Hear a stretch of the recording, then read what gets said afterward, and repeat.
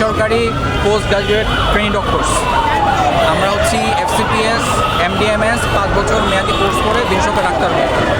তো আমরা বেসরকারি এই কারণে আমাদের একটা ন্যূনতম ভাতা দেওয়া হয়।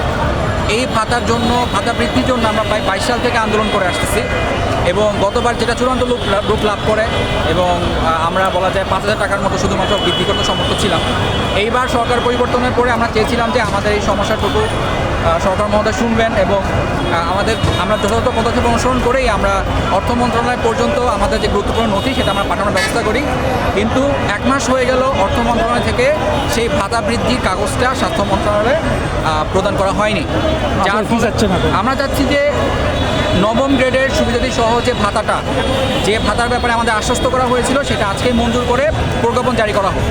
হয় নবম গ্রেডের ভাতা সুবিধাদি সহ অথবা 50,000 টাকা। পুরোপুরি সময় দিতে চাচ্ছেন কি আপনারা? আমরা সময় অলরেডি দিয়ে ফেলছি 10 তারিখ থেকে। আমরা প্রথম সার্জিস আলম সহ আমরা 14 তারিখে স্বাস্থ্য মন্ত্রণালয় এবং অর্থ মন্ত্রণালয় যারা আছেন স্বাস্থ্য উপদেষ্টা সচিব সবার সাথে আলাপ হয়। 15 তারিখে সার্জিস আলম ছিলেন, তারা আমাদেরকে আশ্বস্ত করেন 2 দিনের মধ্যে কাগজ চলে আসবে। কিন্তু এরপরে দেখা যাচ্ছে সেই কাগজটা আসে নাই। মানে আমরা প্রায় 7 থেকে 8 দিন পর্যন্ত আমরা টাইম দিয়েছিলাম।